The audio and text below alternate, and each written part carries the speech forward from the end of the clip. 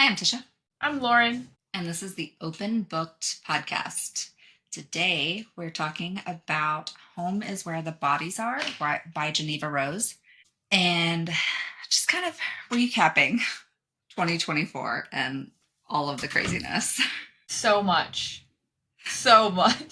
And you forget about it until you hear, I don't know if you've come across any of those, 2024 recap videos on TikTok. Yeah. I'm like, wait, that was this year? Or last year now, my bad. It just feels like so long ago when you look back, but the amount of insanity, I think nothing surprises us at this point. We're millennials. No. Literally, you can tell us there's even more aliens or, the crazy stuff, and we're like, bet. Mutant sharks in the ocean. Yeah. We're like, okay, cool. Didn't have that on my bingo card, but I'm not shocked. The fact that we have bingo cards for the last 4 years is just wild. Let's be real. It's probably been longer than that. So let's think about it. I was born in the 90s. You were born in the 90s. We were told the world was going to end in 2000. Okay. Flash forward a year, we have 9/11. Then we have a literal war versus the Middle East, okay? And then we have, the Mayan calendar stops at 2012. Do you remember that? The world's going to end again. The world is ending December something, 2012. 12. And 12. 12. Okay, so the best part of this is I graduated in 2013, and our class slogan was, "We survived the end of the world." You can't even make this shit up. But then if you look back on it, no one's gonna get it. Yeah, no. It was just back, you had to be alive. Yeah. And hear it. And then, of course, COVID. And, I just remember when COVID first happened being like, is this a movie? Or is this, am I in a simulation? There's no way I can't walk out of my house and go see a movie or go to the Mexican restaurant. I just couldn't comprehend it. But literally there was a movie about, all of it. So there was! It was there was! To the T that it was from a pig or bat in China. Literally to a T. Yeah, so that alone kind of amplifies our distrust of authority of any kind. And just, it makes it that much harder to be like, oh yeah, let me plan something 10, 15 years in advance. This is when I'm going to retire. Or this is when I'm going to do this or that. You can't plan the next week because literally aliens could invade tomorrow and the government would be like, that's just a training for the Army or the Navy or Marines, somebody. That's just a training. Don't worry about it. It's fine. Here. Literally. I get some things being kept secret because the general public, honestly, there are some sensitive things that I'm like, okay, I know some real worry warts but sometimes I think what they come up with in their heads is way worse than what's actually going on if they would just fucking tell us. That's my opinion. 100. Yeah. So, anyways, there's our government complaint session. Weekly subscribe. So what are you reading? Same thought. You go first. Okay. I am reading The Reunion by Megan Quinn. I'm listening to it, and I'm still trying to finish up My December Darling. Was that Lauren Asher? Yeah. Yeah. Not good? It's slow going. What was the name of the book you were reading? My December Darling. Or The Reunion. I have it. Yeah. I didn't know I had it. Okay. It's going to be a problem. I need a spreadsheet. I just finished Home is Where the Bodies Are yesterday. So good. I am glad that was my first complete read of 2025. It was refreshing. We'll get into it. But I am determined. I have a couple of books lingering that I've either been listening to or reading for a bit, and I'm getting a clean slate. So I'm gonna finish Mrs. Claus and The Nightmare Before New Year's, and I'm going to finish this vampire book that I was listening to on. Oh, I saw that on your Everand.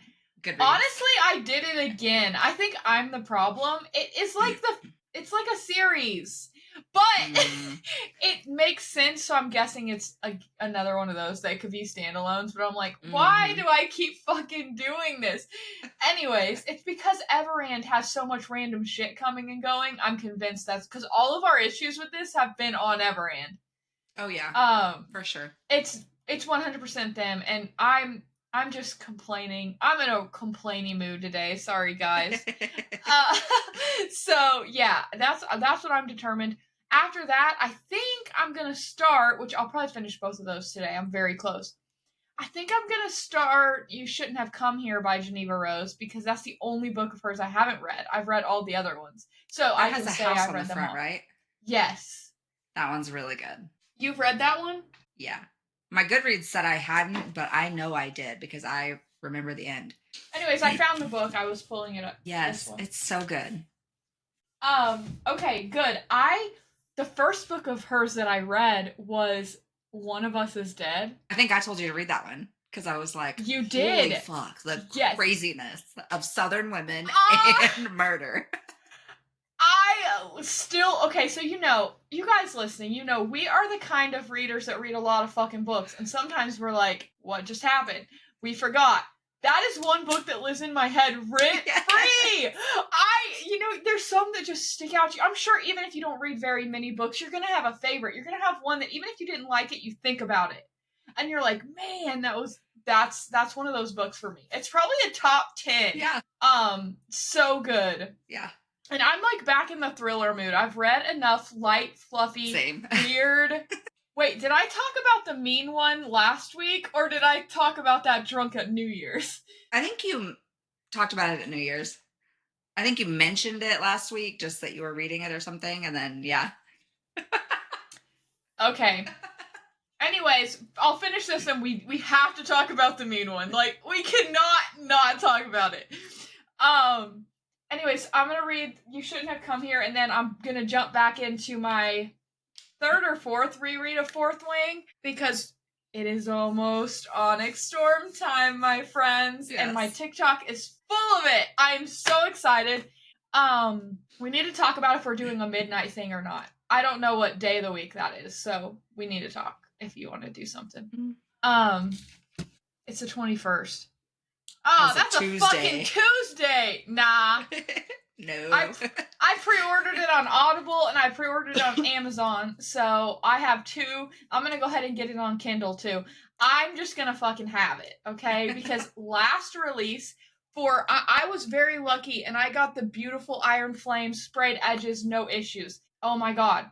So many people had issues. Pages were upside down, misprints, because they were in such a rush to get it out. This one they've had more time. Oh, yeah. But I was like, I don't want any chances. Yeah. And my husband will be dying to read this too, so he's gonna steal the audio. And so I'm gonna have to, I don't know, I need to take the day off work, I think.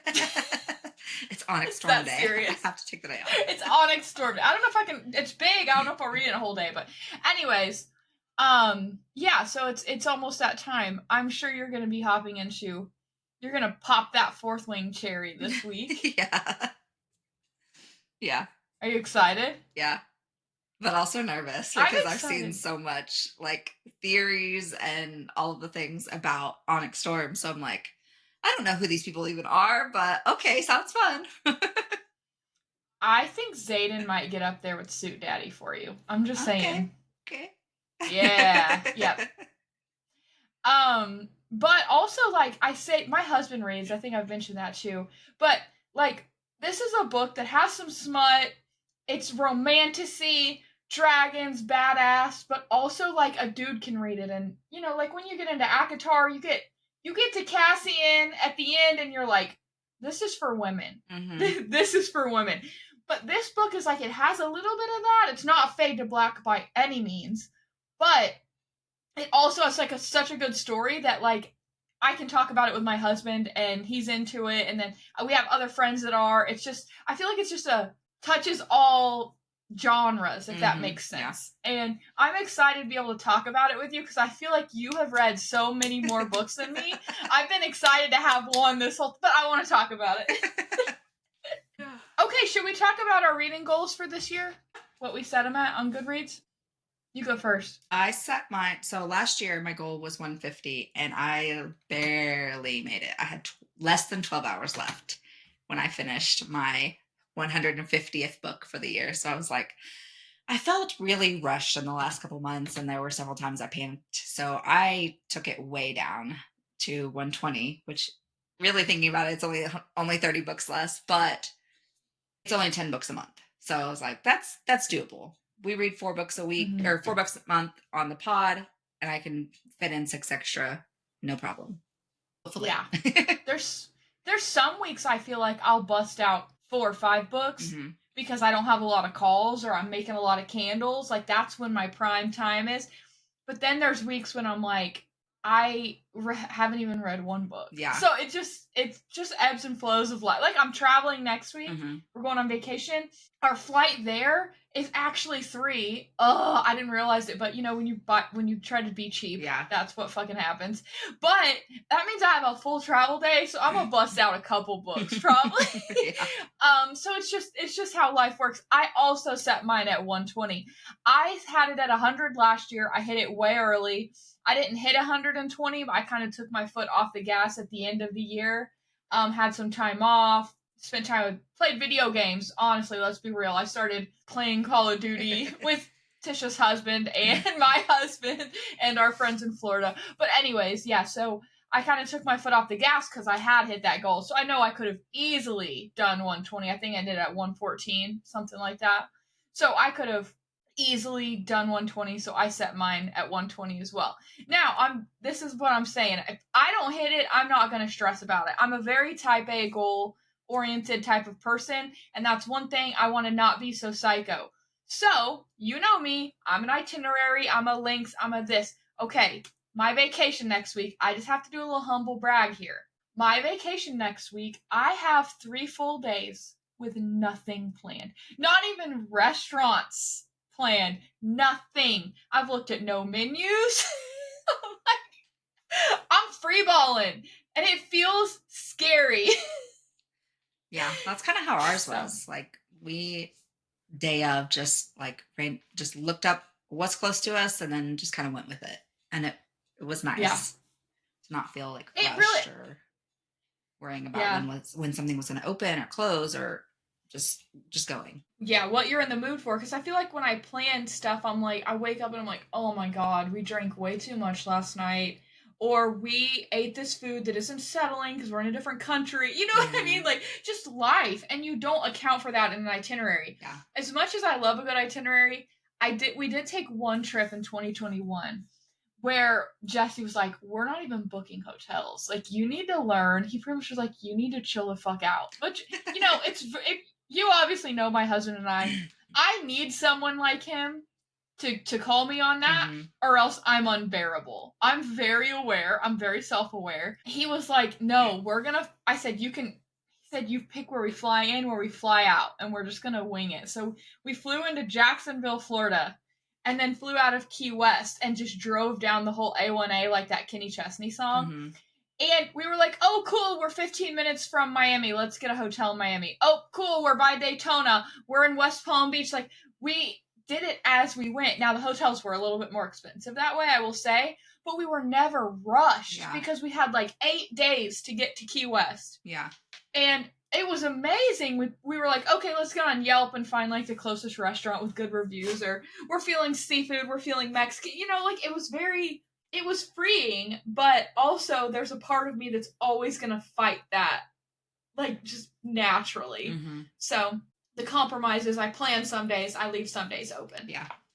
Which works. Anyways, that was a lot of talking. We got our goals. Okay. I have a couple of topics, but first let's discuss this insane weather we're supposedly about to get in a few hours. Yeah. Jeremy said it's not even supposed to be cold enough for it to snow until 3. So I don't know. Everybody's calling and stressing, and our milk deliveries were reflecting that. Like every day, the week before Christmas, we had 1 or 2, maybe 3 trailers that would be overweight because, max weight for a truck is 43,500 pounds. We could move things around. It wasn't a big deal. Literally 8 out of 14 trailers, 12 out of 14 trailers. Like all of our stuff was overweight for the last 3 days of this week. And it has been insane. And then I was looking at the thing and it said it was all going to be like above us on, on the map. So I'm like, Mm-hmm. are we even really going to get anything? We're not going to have any accumulation. It's not going to be cold enough long enough. If anything, I'm potentially worried about, it rains and then it freezes overnight, Ice. black ice. So yes, that's really all I'm worried about. Yeah. If y'all are listening and don't know what she's talking about with milk, if you live in the South, okay, apparently this isn't a thing anywhere but the South. Okay, number one, we do get snow. We do. It's not often, and it's not, we get at least one good snow a year. I know that's not a lot for, like, you're listening in Colorado, Or but, New York. we get you, or New York, like, we do get at least one good snow a year. It's always January or February. We don't really get, like, the super cold temps until after Christmas. Mm-hmm. And it's like 5-6 days that people are out of school because we aren't equipped to handle it. Like I said, we get it, but I don't know if it's just not often enough that the state, like in the roads, oh my god, it's a joke. Okay, like the salts, the chemical, whatever they do, it's a joke. But one thing fucking Southern women do is buy all of the milk, And bread, and eggs at a store. Okay, do you usually keep that much milk and bread? Or, like, I always have milk because I make hot cocoa all the time. Same. I always have milk. So it's frustrating for me to go and actually get milk and it's all out. Like, if you go to Walmart today, I guarantee you every person, none of them have any milk. Yeah. Yeah.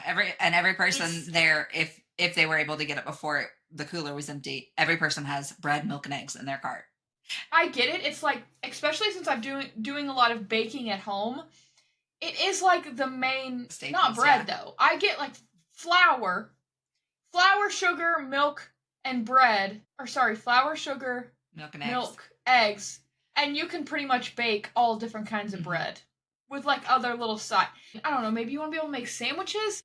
I don't know. Probably, yes. Just like easy things: cereal, sandwiches. You can make soups with milk. Yeah, like tomato soup. I'm making tomato soup for dinner. A roasted one with all farm fresh vegetables. I'm excited. Yeah, somebody posted that in one of the mom groups yesterday, and I was like, that comes from a scarcity mindset because you think you're going to be trapped in your home, and without power, sandwiches, cereal are the easiest things to eat. But knowing that milk deliveries are every other day, bread deliveries are sometimes daily, they're not going to run out unless you're hoarding, which we should. I don't know how people aren't learning this from 2020, hoarding fucking toilet paper enough for 73 years for your family of 2. I don't get it. But it's a scarcity mindset. People think they're going to be trapped in their homes for months on end somehow because the electric company can't get to you or something. Like, yes, 2011 scared us big, and we had people without power for like a month. I was one of them. You could still get out to the store. You could still leave your things outside if you need to, refrigerate them. Like, there's no need for that in 2024, and people just can't get that out of their mind that, oh shit, there's a storm coming. I need to hunker down and load up on everything that I might need for the next year. Yeah, it's insane. And like the fact that there had to be police officers at the toilet paper aisles during COVID tells me what I need to know about humanity at this point. Yes. So. And then. Anyways, yeah. Then at that time I was working, and I was working at JB Hunt, and my customer was Procter and Gamble, which was toilet paper, paper towels, cleaning supplies, and I have a picture somewhere. The line to the toilet paper plant for trucks to pick up was 12 miles long. You could see over hills and hills and hills. Like, it was insane because the demand was so high. Yeah, and then they started limiting people's meat purchases, and I'm like, okay, there's no restaurants. I am just me and my husband meal prepping for a week, and I have to go to multiple stores to get what we need. What about families of 3, 4, 5, 6? Like, it's just us two trying to cook at home because there's no restaurants, and I can't even get all them. I had to go to the Mexican stores, which was great. The food was great. It's much better. But, like, that's where we were getting our meat, because Anyways, we could talk about COVID for 10 episodes Yeah. probably. But anyways, I just got a notification. The reason I added this on our agenda, I got a notification that Arkansas like issued a state of emergency already. I'm like, what? Is this a joke? So, like, I've gotten a lot of weather alerts, which, hell, it's too windy. I get a weather alert. It's foggy. Mm-hmm. It just started raining here again. It was a plane. You know, I hear those all the time. Feel free to cut this out if you want, but that one was super loud, and one of my, like, fears is that one's gonna hit my house. You know. Mm-hmm. It's like, what if there's a new pilot? Like, they do Yeah. school out of this airport. Yeah. Anyways, that's like one. So when they are really loud, I'm like, is this how I go? On camera. See the line? Put this on the dark web if so. Yeah, so I got an alert. Jesse, my husband, works for Walmart in transportation, and his area is like Kansas City, like Iowa, all that, okay? He's like, the truck, it's shut down. Yeah. I saw videos of the cops in Kansas. It's like, there's no snow or nothing. It just got cold so fast after the rain. The interstate is covered in black ice. Yep. Like, there was a cop running and then slid and, like, video down. I was like, just so you guys see what you're driving on. And I was like, oh, shit. That's the only thing I really get concerned about. If it's snow, shit, I'll drive anywhere in snow. I don't care. It's ice that's scary. Yeah. And that's the only thing I'm really worried about. So I'm interested to see if they call the schools in advance. Because since they have those, like, remote stuff, I feel like they'd be calling them way easier than when we were kids. Oh, for sure. And which is weird because they already have, 5 days built in every year, 5 snow days, plus an additional 5 days that they could, like, finagle, something else around. But we used all 10 of our days last year. So they had to go an extra 45 minutes every week for 5 weeks. It was weird. I was like, okay. That's better than adding days, I think. For sure. So, which the first grader doesn't bring his Chromebook home, but the 6th grader obviously does. And I am apparently a bad parent and didn't realize they don't go back to school tomorrow. They don't go back till Tuesday. I was like, oh shit, I was about to like get you up and send you on your way tomorrow. And that's not what's happening. I would have thought they went back tomorrow too. Yeah. Interesting. I swear I looked at the calendar and it said tomorrow. And then I got an email last night. It's like, hey, we'll see you Tuesday. I was like, oh, shit, glad you sent that because I would have been sending them on their way tomorrow. And they'd have been like, Mom! I could have slept in and played Roblox all day. Literally. I think that's what they're doing right now. Playing with. Yeah, I just know that from when we were there and Kaylin kept asking Jeremy for the password because he ran out of time. Yes, always. Man. But, yeah, so we'll let you guys know what the weather turns out to be. I don't know if it's going to be anything, but we'll see. No matter what, we are getting extreme cold that we are not used to, and I will only be leaving the house for mandatory purposes, and my dog's bathroom breaks are going to be limited. They're going to have to hold it. Mm-hmm. We'll play inside. Okay, yeah, should we talk about the elephant in the room being the New Orleans New Year's terror attack? Like, what the actual... They're calling it a terrorist attack, but it was like an American Green Beret, right? Or was that the Trump Tower person? Both of them. Was a Green Beret. Both of them. Okay, so they were both like veterans. Yeah, same base. Military base. Yeah. And magically, I gotta find me one of these because I didn't know that was a thing. And I don't think it's real, obviously. But I gotta find one of them fireproof passports to identify myself in case my Cybertruck goes up in flames. Yeah, I saw all you could see was that left. I'm like, what is going on? But the New Orleans guy, obviously, I mean, I think the Cybertruck killed one person, but the New Orleans guy obviously was much more... Devastating. Devastating, that's a good word. I was trying to not be insensitive.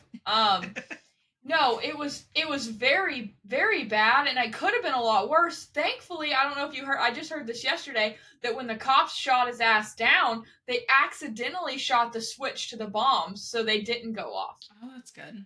Yeah, he had like a detonator on him, and in the shootout or whatever, they shot that. And so if they wouldn't have, he probably could have detonated somehow. Or it was on a timer. I don't know. Like, I always picture like 10 seconds and you have these switches to choose from for movies, you know? But no, I mean, it's a devastating event. I'm shocked that it was what it was. I think it's even more hurtful that they were Americans, if that makes sense. I just feel like it's more personal. Yeah. You know, like if your husband does something to you or some random stranger, it's like if he does it, it's way worse because it's like it's home. Yeah. It's personal.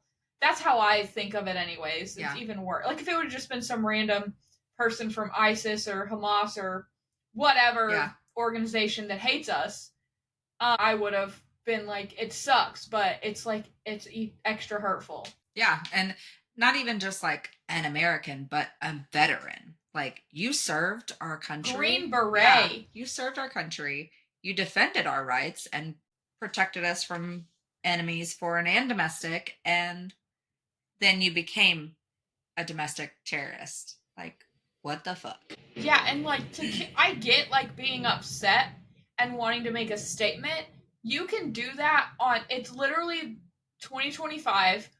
The social media platform is insane. You wanted to get some shit out there, you could have easily made a TikTok and I guarantee you it would have went viral. Oh yeah. I don't understand having to murder innocent people as a way to make a statement. I will never understand that, but since the beginning of time, that's what people think they have to fucking do. Yeah. Anyways, it's devastating. They are both dead, obviously. I think the country's kind of worried. Is there more coming? Is it a bigger group? Because obviously they were coordinated. The Airbnb the New Orleans guy was staying in burnt down. The other guy's wife and kids are shocked. I don't know if you heard about that. Like, they had no clue. So now it's like, okay, I'm sure the government knows more than they're telling us, but are there a bunch of other people involved? And could this be like little stuff all over the country? I think everyone's just kind of scared, especially with an inauguration coming up and so much uproar about the election in general. I think we're starting 2025 off on a little bit of a scary, somber note, unfortunately. Yeah, I was driving to work yesterday and I saw the flags at half mast and I was like, what is today? I was like, oh, it's because of the terror attacks. Which also, Jimmy Carter died, so they were half mast for that. Oh. I think when an old president dies, it's like there's like so many days they do it. I think it's 3. Yeah, so I'm sure it's that, and then the New Orleans and Vegas. Which, I mean, kind of going back to Luigi, like this is clearly terroristic. What Luigi did was targeted. It was one person. It was not a mass casualty. It was not a massive threat to anyone except for this single person. So how is he being charged with terroristic threatening? And I don't know if I sent it to you, but the way they had him like doing such a big perp walk with so much police presence, they're comparing it to Lee Harvey Oswald. It looks like a scene out of a movie. Yeah, they made it look like a fucking movie. His lawyer was arguing that too. Like, I was thinking about this. I wonder if it was because they were afraid of public people coming out and they could have done it more privately, but the amount of police presence with ARs, I guarantee you that was for other wannabe vigilantes. Like, that was what I don't think anybody would go after him, is the thing. Like, no, they'd go after the cops to free him. Oh, yeah. I know I had the same. I'm just playing devil's advocate. But no, it was dramatic. It literally looked like Pablo Escobar getting transferred from like Mexico to you. Like, it just looked like fucking. It was insane. Theatrical. Yeah. Yeah. She said, or she argued that he's not getting, justice. He's not getting a fair shake at innocent until proven guilty. They are treating him like a terrorist right now. And just seeing the comparison to Lee Harvey Oswald, who, there are so many conspiracies that he was the fall guy for undercover whatever that took out JFK and all of that. So I'm like, this is starting to look a little familiar. I've said this before. When Trump gets in office, he better release the JFK shit like he told Joe Rogan he would do, because I want to know. Same. And while you're at it, just the moon landing. That'd be great. Please just confirm that I'm right. Yes. Because I know I am. 9/11, I don't know if it's been long enough, but we need to talk about that one too. Yes. Tinfoil hats on. It's been 24 years. Makes me I remember specifically where I was when that happened. Same. And I was little. I'm not gonna lie. I was in school, but like we all got sent home early. Everybody was wearing flags. Like, I will say one thing about tragedy is it really brings Americans together, and I hate that it has to be tragedy that does it. Because you don't care about race, you don't care about gender, you don't care about political party. Like, we're just all Americans at the end of the day, and that's how it should be all the time. Yeah. And it's sad that it takes 9/11 or this New Orleans attack or even I don't know, the Olympics. Yeah, or Helene, like that people come together. Like it should be like that all the time. Yeah. That's my TED Talk for the day. Yep. Okay, let's pick our favorite WTF moments from 2024. I'll let you go first. I have one favorite and then an honorable mention that relates to the book community. I am not going to talk about Justin Baldoni, Blake Lively, It Ends With Us, because technically I'm counting that as a 2025 because I think we'll see a trial this year. Okay? So that's off my roster. My favorite moment, and you're going to laugh so hard because this is so dumb, is probably Ray Gun at the Olympics. It was so hilarious. And even the aftermath. Top tier.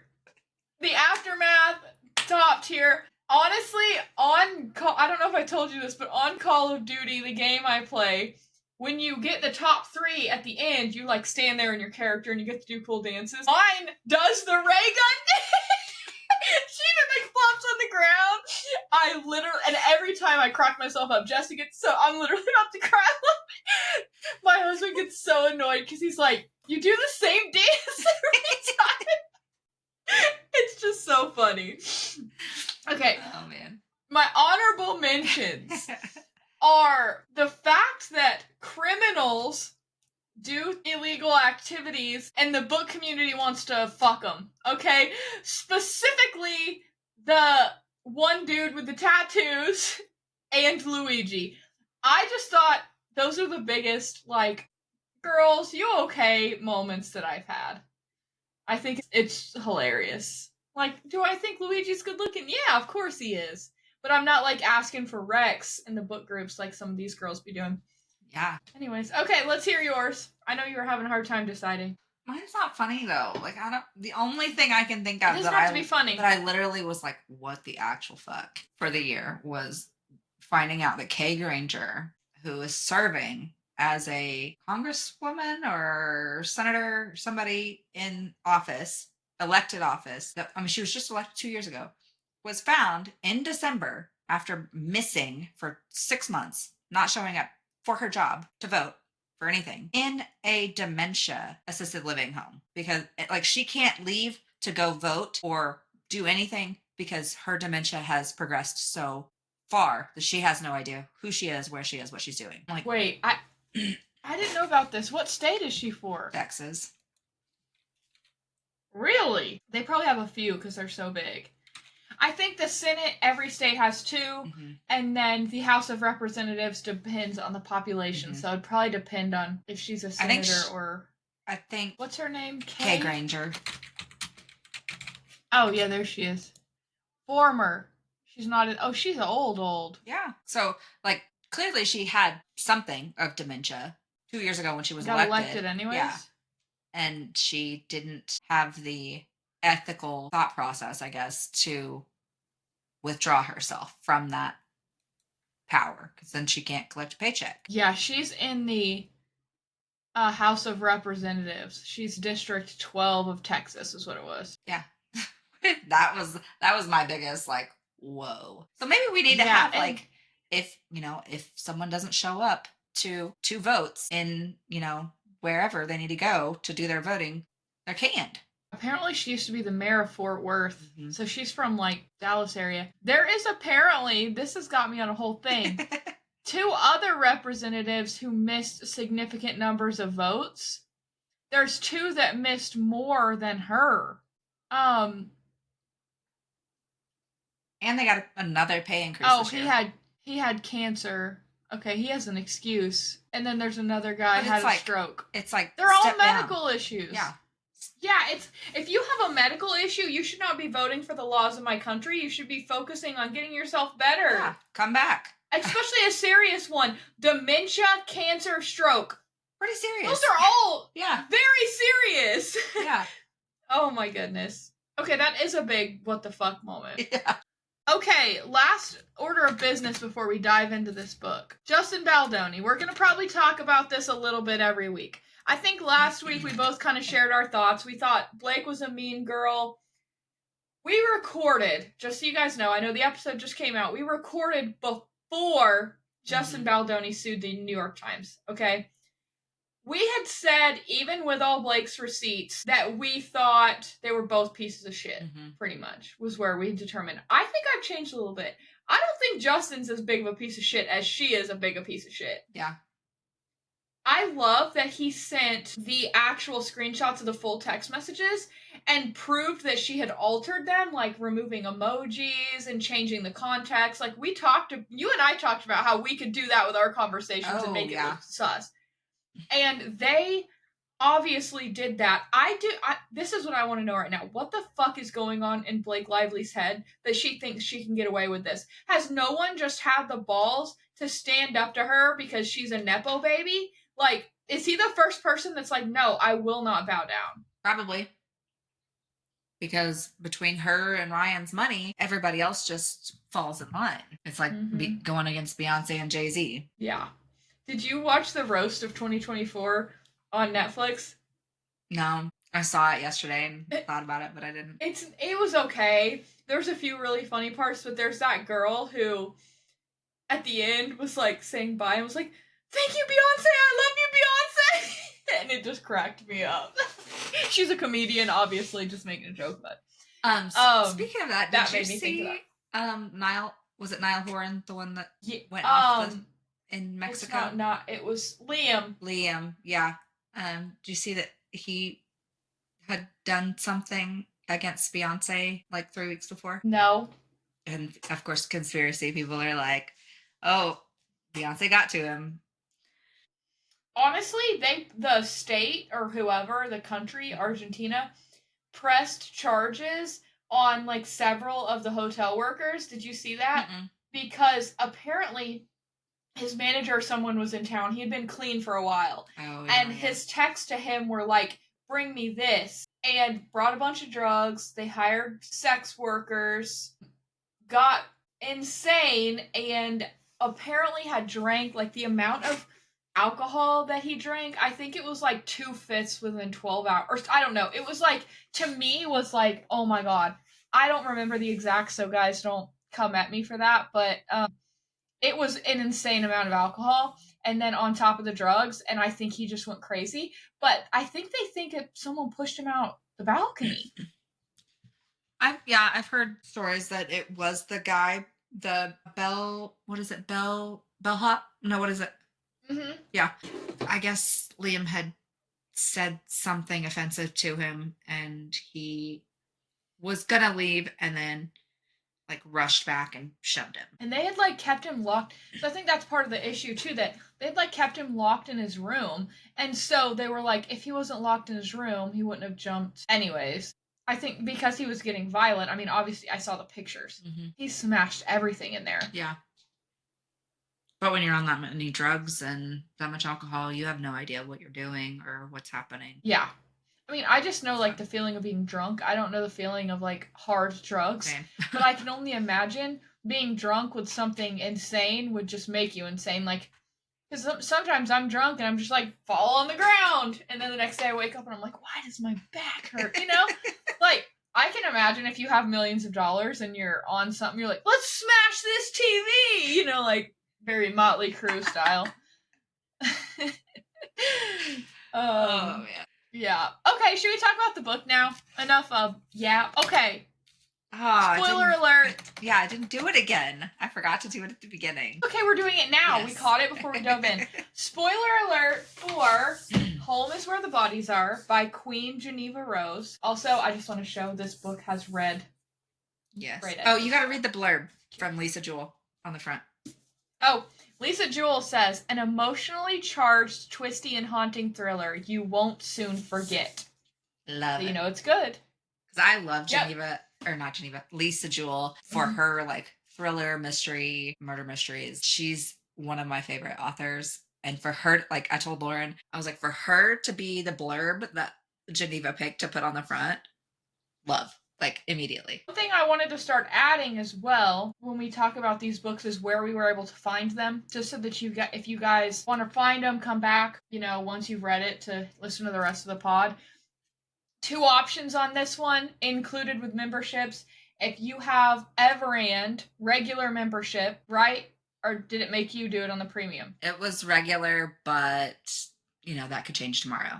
Because I was in the middle of reading that other book and it just kicked me out. Okay, yeah. So we're TBD on Everand, but it's currently right now it's on there. And then if you have Spotify Premium, I think I've talked about this before. I have a family one with Jesse. It's $10 a month, and we both get Spotify. But we each get 10 hours a month of audiobooks, which is about 2 books regular sized for me. Mm-hmm. And so I was able to listen to it on Spotify. I originally thought Jeneva was doing it, but she just did the acknowledgments or the prologue and the acknowledgments. But the audiobook author or reader was one of a classic, I don't remember their name, from a Coho book that we like. Yeah, anything she narrates, love immediately. The guys' voices as well, I've heard in several other books. I feel like the audio was very, very well done on this book. Narrated by January Lavoie. I think that's the one that did Reminders of Him. Cassandra Campbell, Brittany Presley, and Andrew Iden. Okay. I've definitely heard his voice. I think he did Little Brother. Okay, so we kind of answered my first question here. Which narrators? I liked the girl who was Beth. That's the one you're talking about, right? Or no, the one you're talking about is Nicole. Yeah, the addict. Honestly, I just feel like they all kind of complemented each other really well and did well with the personality of each character. So I don't necessarily say I have a favorite. I just think the audiobook casting for this, if that's what they call it, audio was great. So it wasn't January. So maybe it's Brittany Presley. They call her a reciter, not a narrator, which I think is weird. Okay. Okay, so let's talk about the book in general. Yeah. Did we like it? Yeah, it was Brittany Presley. Brittany Presley, okay. I gave it 5 stars. What did you give it? And those are rare for me. Yeah, 5. See, our tastes are so similar. Okay, loved it. I think I told you this when I finished it. I figured out who did it. Now, the details, I did not. No, so the whole reveal at the end was great because like I said, I knew from the very first time. Okay, let's just start again by saying spoilers, guys. If you haven't read this book, I'm about to spoil the fuck out of it. Okay. Very first time Michael's entitled, have to go take care of business, blah, blah. I didn't necessarily know about the little girl at this point, but I got immediate red flags and couldn't stand him throughout the entire book. Mm-hmm. Okay, so then when he was keeping Nicole's secrets from Beth, and then talking bad about Beth in his own internal monologue, but then acting like she was the smarter one, I'm like, he's playing a game here. And then when he was trying to talk, when he found out that they weren't splitting the house and was trying to, I'm like, okay, he knows something, especially when it came out that he said Mom told him not to come back and he left when Dad left. I said, okay, I 100% think he killed the dad. That was the thing I was solid on from the very beginning. Yeah. I was like, even if he didn't kill the first little girl, he killed the dad. My first theory, you're going to laugh at this, was actually little boy Michael had a crush on that girl. I never thought the dad did it on purpose. I knew the dad was protecting somebody. But I thought it was the girl's dad at first, Lucas's dad. Yeah, I thought that for a minute. I thought it was him. I never thought it was the creepy guy that they said to watch because I just felt like that was too obvious. Yeah. So I thought it was the girl's dad. And then the dad covered it up because it was an accident. Yeah. And Michael found out about that and he had a crush on the little girl and got mad and killed his dad so many years later because of his like childhood crush. Mm-hmm. Like he found out that he covered for the dad or something. Yeah. Mm-hmm. Yeah. But then when the dad, Sue, found out that he actually killed himself, I was like, okay, that kind of changed. And then I had kind of solidified, okay, I think he was actually covering for his own son. Because Michael, like, being adamant on buying the house and, like, no, we don't want this stuff out in the... Like, he just... Yeah. He was being sus. Yeah, the combination of the tape being recorded over, the large overpayment for the house, I was like, all right, yep, it was him. Yep, for sure. Or at first I was like, okay, he's involved somehow. He knows something. Then, like I said, at the check at the bar, I was like, yep, you're done, dude. And then not liking the cop. He's trouble. He's trouble because he's gonna cap your ass. That's why he's trouble. That's when I was like, okay, he's uncomfortable around law enforcement. Guilty. Yeah. 100%. I always knew Beth was not the issue at all. I just thought she's just miserable in her life. I did make a note that I really thought there was something for everyone in this book that they could relate to, whether being like unhappy with how your life turned out, not having a good relationship with your child, falling out with siblings, addiction, family secrets, like dealing with death, family death. Like, I just felt like there was some sort of aspect that was relatable to everyone in the world in this book. Yeah. So I think she did a really good job with that. Yeah, I think she does that in a lot of her books. Yeah. Did you read the acknowledgments at the end that this was actually based on the community she grew up in and the house she grew up in? I didn't hear that part. I listened to the acknowledgments where she said that like she had sent was just like thanking everybody and thanked all of the other authors who wrote good reviews for her and gave her good feedback. But yeah, I didn't hear that. That's cool. She said thank you to the person that owns my childhood home that I knocked on your door one day and you let me like walk around. And yeah, so I guess she just, could you imagine just Jeneva Rose showing up on your doorstep and being like, hey, I used to live here, I want to write a book about here and I need to walk around and like get the vibe. Like pretty much that's what it sounded like happened. And they let her. Yeah. But it was based on her childhood community and everything. Wow. That's wild. Yeah. Yeah, no, I think it was honestly a great idea with the VHS. I mean, it was top tier creativity and, like I said, relatable. So I absolutely loved it. Let me see. Okay, here's this one. Okay, compare. What of her other books have you read besides One of Us is Dead? You've read The Perfect Marriage as well, right? Mm-hmm. And you should. Okay, you've read. Okay, that's the only one I haven't read. It said like this question I found was like compare them to her other novels. I feel like they're very different. All of her novels are very different. They are and aren't. I think they all have a similar element of multiple point of views. You're hearing the story in a different sort of timeline. Like in One of Us is Dead, it's kind of going backwards, right? With all of the different characters. It is going backwards. And then, which is a unique perspective. Yeah. And then You Shouldn't Have Come Here is similar to The Perfect Marriage, but yeah, same multiple point of views, really good twists at the end to kind of wrap everything up. And she doesn't leave a lot of stuff unfinished. Like you don't have a ton of questions at the end, like why or how or who even. Yeah, no, she does a good wrap up. Yeah. This book particularly, I liked the wrap up. Yeah, that was nice. The Perfect Marriage. I feel like The Perfect Marriage is more of a realistic time frame, but it does flash back. Yeah. Doesn't it? Yeah, to like another time in their marriage and the affair. Yeah, I almost said. Yeah, that's what I was about to say. Yeah. But we're getting a sequel to that one. Did you know that? Yeah, The Perfect Divorce. Perfect Divorce. Yes, I'm excited for that one. Yeah, me too. That book was one of the very first ones that fucking flabbergasted me. Yeah.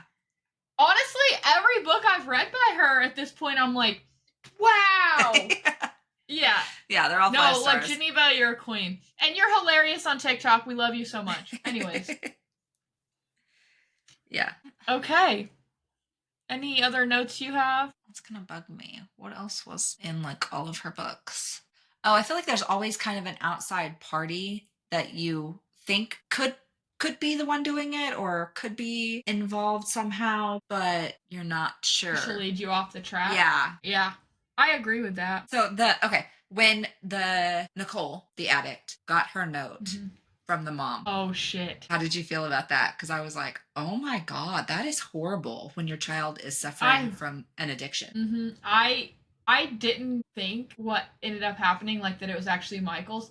I didn't think that. I thought that that was meant for her Yeah. because just the way Beth implies how terrible she's been, that I think maybe that was the mom's attempt at tough love to get her to like be clean. Like that was where my head went. Like would that it probably would do the opposite, Yeah. I would think. But I was like, holy shit. Yeah. I was like, Holy shit. wow. And like that coupled with the fact that she said not to come back until she had a chip. And Hmm. she was 1 day shy of her 60-day chip. I was like, ugh, that's Yeah, that was really heartbreaking. sad. Yeah. And if you know anybody with addiction, you know that like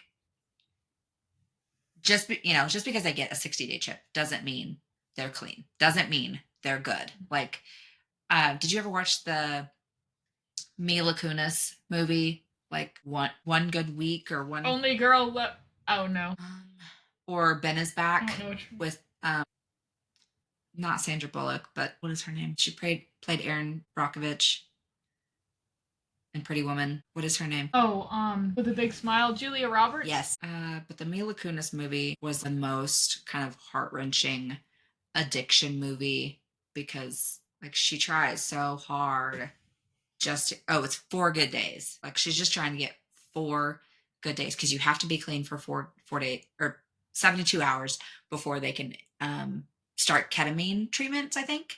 And that's what she's Hmm. trying to get into this ketamine clinic and she can't make it. Like addiction is so powerful, especially when you're that far in. And she kind of describes that in this book. Like, I can feel the needle going in, I can feel just the world kind of going away and the numbness. Like, that's where a lot of people get addicted to that high because they can stop feeling the pain, the agony, the anxiety, stress, whatever that causes all of their problems, they think. Hmm. Obviously, that Yep. ends up actually being the addiction, but yeah, just the way it was described in this was, I feel, very impactful. Yeah, no, I agree. It was a good perspective on Yeah. that. Um, and just to kind of hear the internal thoughts of what they're thinking, Mm-hmm. because I think from the outside, having I haven't had anyone super close to me Mm-hmm. with this, so I can't really speak to it. But from my perspective, it looks like people are just being mean or whatever. But like hearing her intentions in her head is much different than like what comes out. Mm-hmm. If that makes Yeah. sense. I think it was really good to have all the different perspectives. Also, that's what makes a good thriller, in Yes. my opinion. Because if you just have one perspective, you're not being gonna be able to figure it out. Yeah. And I'm trying to. Who's the other one that does really good thrillers that has all the perspectives? That Lucy Foley. yeah. I was thinking of the guest list. The guest list. Oh, that's another one that lives rent free in my head. Yeah. Okay, so Lucy Foley has The Hunting Party, Rock, Paper, Scissors, The Guest List, Midnight Feast. I've read all those. Yeah. My favorite of those was The Guest List. Yeah. I didn't love the hunting party. I don't remember much of I it, don't to be I think honest that's with you, why which tells me. I didn't love it is because I can't remember a ton of it. But like the guest list, I can remember so much. And just the fucking magic that she has to create in her head. And I know she has to have okay, this person here and this person and this person and this person. And I'm just like, whoa. All of the revelations in the last like 3 chapters of that book, I could literally list right now, and they are still fucking mind blowing to me. It's funny. 2 years ago today, I posted that story that I finished that book, and it was a 10 out of 10. And the disclaimer was it may make you want to book a trip to Ireland. 2 years later, probably 100 and something, maybe 200 books later, and I'm still talking about that fucking book. That says something. That says something. What other books? Oh, There's there's the this Book book of I read Lost and called Found. Daisy Darker. Oh, by Lucy Foley? Yeah, the Book of Lost and Found. It's 2015. I have not read that one. Did you read The Invitation? Uh-oh, Lauren. Did I read The Invitation? Let me go to my Goodreads. Okay, so it looks like she has Not me. a couple, like, romance. Because The Invitation is kind of a romance. Oh, The Paris Apartment! That one was good! Oh, yeah. So good. Yeah, sorry. I just got really excited. How does this book only have a 3.8 rating? Y'all are bitches on Goodreads. Okay, here's the ones I have not read: The Invitation or The Last Letter from Istanbul. Istanbul. This is just Sprite. I promise. I have not been drinking. I would love to be drinking, but I'm not. Also, the other night, we didn't tell you guys this. We all went to Topgolf for New Year's, and I was fucking thwacking it though. Let's be honest. I was. And the next day, I wasn't really that hungover because I think I drank so gradually throughout the night. By the time I got home, I was sober because it was like 5 hours. Forever. And when I woke up the next morning, I was just kind of like tired, whatever. Midday, I'm like, fuck, why does my back hurt so bad? That thing was sore until like yesterday. There was one swing I remember because as soon as you did it, you're like, oh, yeah, that hurt my back. I was like, God, we are so old. If fucking Topgolf throws our and then back I was joking.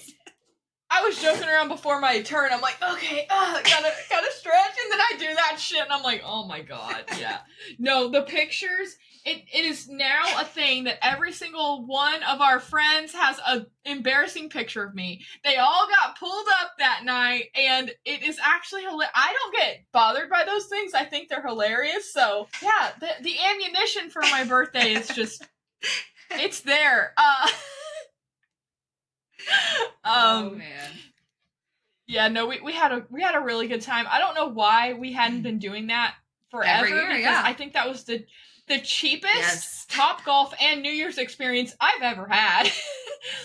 So, yes. Okay, so there's only 3 books of Lucy Foley's we haven't read, but I don't know if they're thrillers or not. She posts videos of cocktails for her books. Okay, I can get behind this.